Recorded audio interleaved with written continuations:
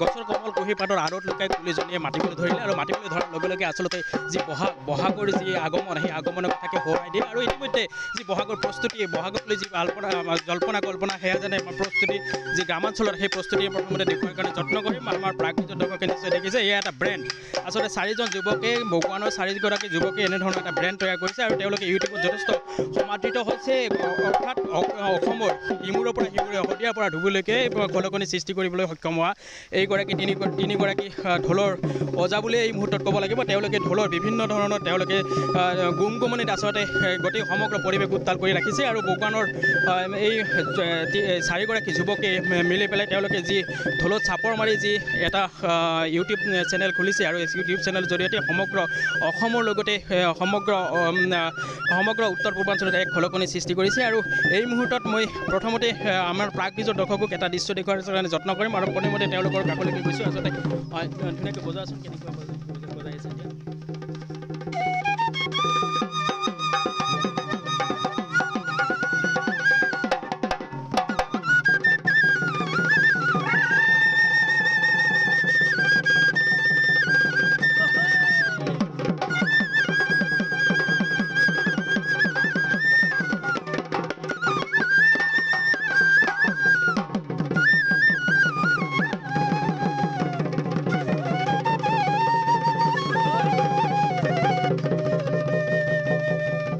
হয় অসমীয়াৰ স্বকীয়তা বজাই ৰখাৰ যি মাহ বহাগ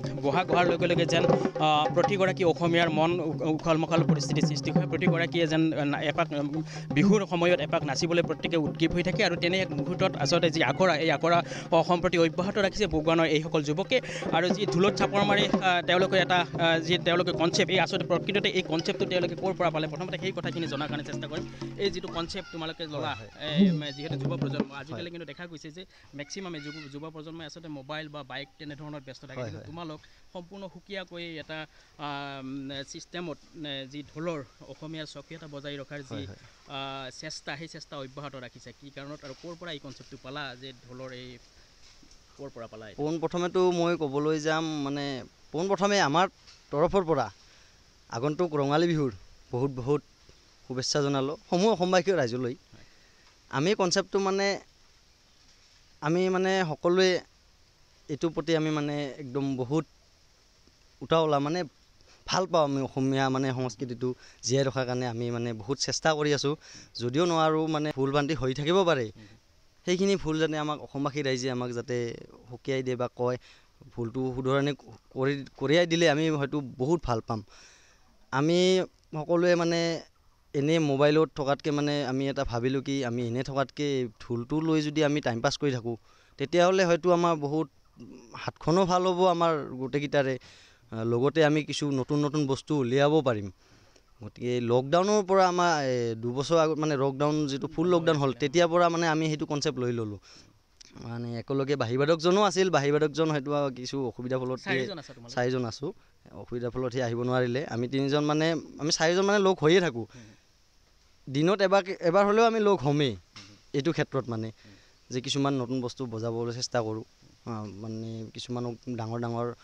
ছাৰহঁতক দেখোঁ আমি ছাৰহঁতক দেখি আমি বজাবলৈ সামাজিক মাধ্যমত কিন্তু আচলতে তোমালোকৰ যথেষ্ট জনপ্ৰিয়তা আছে সেইটোখন ৰাইজেহে জানে আমি ক'লে হয়তো ভুল হ'ব দাদা সেইটো ৰাইজে কওঁ আমি প্ৰথম গুৰু পোৱা নাছিলোঁ তাৰপিছত আমি এনেই ঘৰত মানুহক দেখি পেলাই বজাই আছোঁ ধৰ কথা ইয়াক দেখি তাৰ বাজিটো আমি বজাওঁ তেনেকৈ আমি 2 বছৰ আগত আমি মোৰ গুৰু শ্ৰীযুত জয়ন্তকৰ ৰজা মোৰ গুৰু নহয় আমাৰে গুৰু তেখেতৰ ঘৰ গোলাঘাটত তেখেতৰ পৰা আমি অনলাইন যোগে আমি যিখিনি দিছে গুৰুজনাই আমাক সেইখিনি আমি গুৰুজনাৰ হয় অনলাইন যোগে শিকিছোঁ সেইখিনি গুৰুজনাক আমি ধন্যবাদ জ্ঞাপন কৰিলেও আমাৰ সেইখিনি কম আমি গুৰুজনাৰ ধাৰ কেতিয়াও মাৰিব নোৱাৰিম গতিকে কেতিয়াবা গুৰুজনাক লগ পোৱা বহুত আশা আছে অতি সোনকালে লগ পালে বহুত ভাল লাগিব লগ পাই বস্তুটো শিকিলে আৰু বহুত হয়তো আমাক দিব ঠিক আছে যিহেতু বিহু যিহেতু গতিকে বিহুৰ সময়খিনিত আমি এটা তোমালোকৰ মুখৰ পৰা বিহু এটা গান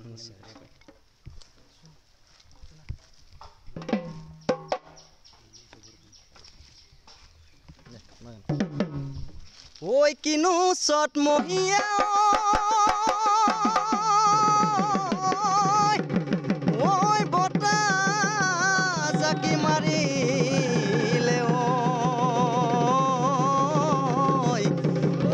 বনে হলালে পাত ঐ কিনো অসমীয়া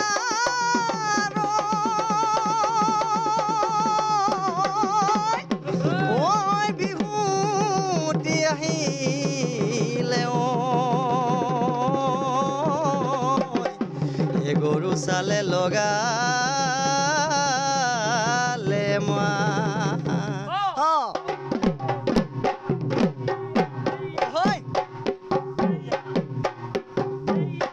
আলিয়ে নাহিবি মাধৱ বিয় বালিয়ে ঐ কাটিব বালিয়ে ঐ কাটিব পথাৰে ঐ নাহিবি বোকা দলনিৰে গ'লে মাধৱ বিয় হৈ আছে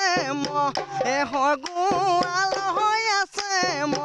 এহৰ গোৱাল হৈ ছোৱালী ঐ জকুৱাত চৌকাহাৰ ৰঞ্জুন কমলা মনত পৰে উমলা ল'ৰালি ঐ দিনৰে ল'ৰালি ঐ দিনৰে কথা বিহু শুনিলোঁ বিহুৰ লগে লগে যিহেতু বিহুৰ লগত আৰু এটা সম্পৰ্ক আছে বাঁহী কম